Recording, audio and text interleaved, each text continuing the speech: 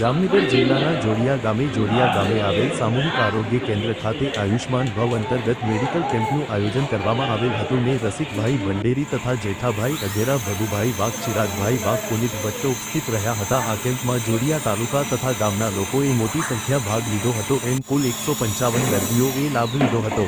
Report Paresh અનલકટ।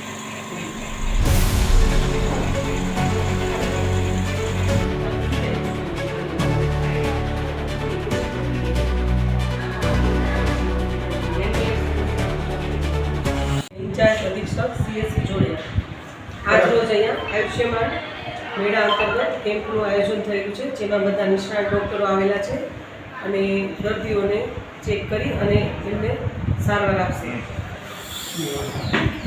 શેના માટેનો camp? બધા દર્દીઓ માટેનો હતો કે શેના માટે? હા, બધો કેમ્પ છે। આજે અહીંયા સર્જન ડૉક્ટર, આંખના ડૉક્ટર, બાળકોના ડૉક્ટર, ગાયનેક ડૉક્ટર અને ડેન્ટલ વિભાગ ખાતે પણ ડૉક્ટર આવેલા છે અને મેડિસિનના ડૉક્ટર પણ આવેલા છે।